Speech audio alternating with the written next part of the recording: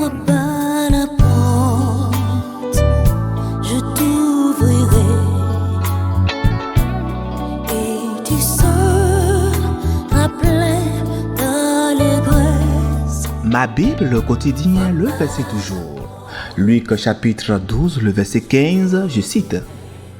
Puis il leur dit, gardez-vous avec soin de toute avarice, car la vie d'un homme ne dépend pas de ses biens, fût-il dans l'abondance. Fin de citation, glorifions le Seigneur. Mon fils bien-aimé, n'est ta confiance. Bien-aimés dans le Seigneur Jésus-Christ, aujourd'hui, au travers de notre verset, Jésus nous enseigne sur la richesse et notre rapport au bien matériel.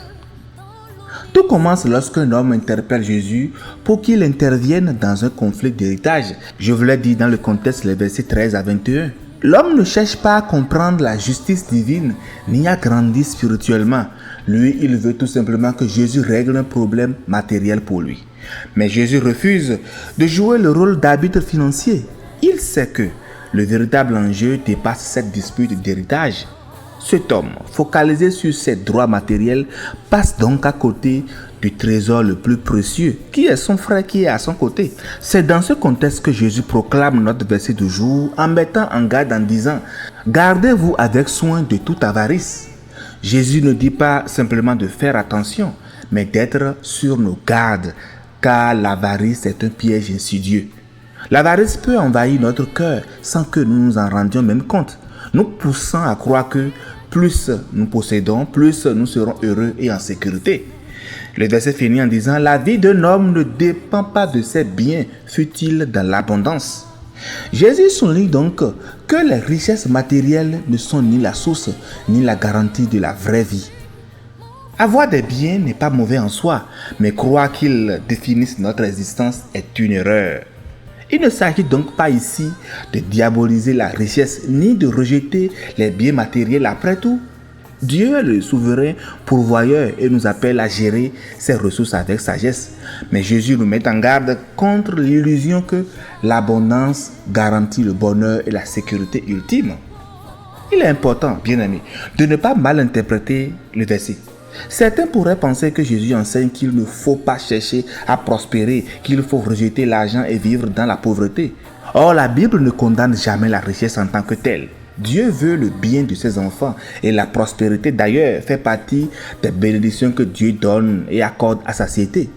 Deutéronome 8, le verset 12 nous rappelle « C'est l'Éternel ton Dieu qui te donne de la force pour acquérir ses richesses. » Et Proverbe 10, le verset 22 dit « C'est la bénédiction de l'Éternel qui enrichit et il ne le fait suivre d'aucun chagrin. » Nous voyons également des figures historiques de la Bible comme Abraham, Salomon et Job qui étaient extrêmement riches et pourtant Dieu les a bénis et utilisés puissamment.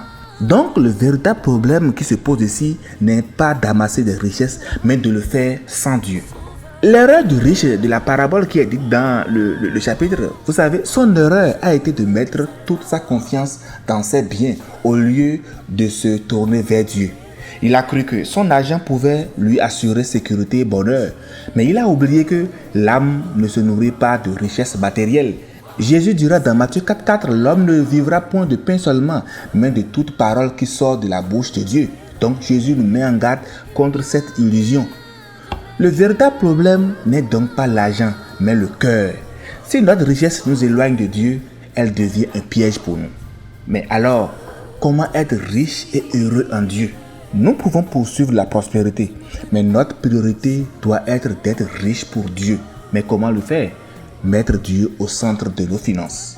Psaume 62, le verset 10 nous dit « Si les richesses augmentent, n'y attachez pas votre cœur. » Dieu veut que nous gérions nos ressources avec sagesse en le mettant en premier dans nos décisions financières. Nous devons aussi partager et bénir les autres comme nous dit Proverbe 11, verset 25.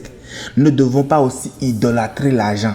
Jésus nous dit dans Matthieu 6, verset 24, « Vous ne pouvez servir Dieu et Mammon. » Et en fin de compte, ce qui est prioritaire, nous devons amasser des trésors éternels. Jésus nous exhorte à ne pas amasser des trésors sur la terre où la teigne et la rouille détruisent et où les voleurs percent et dérobent, mais nous devons amasser des trésors dans le ciel.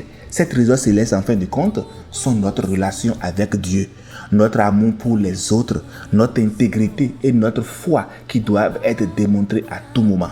Donc, au travers du verset du jour, bien-aimé, nous sommes appelés à choisir Dieu d'abord et la prospérité vient sous sa bénédiction. Oui, nous pouvons travailler dur, réussir à vivre dans l'abondance, mais faisons-le avec Dieu au centre et non comme un substitut au bonheur. La clé n'est pas de fuir la richesse, mais de ne pas être possédé par cette richesse-là. Pose-toi donc cette question, bien-aimé. Cherches-tu la prospérité en oubliant Dieu ou cherches-tu Dieu en lui confiant ta prospérité?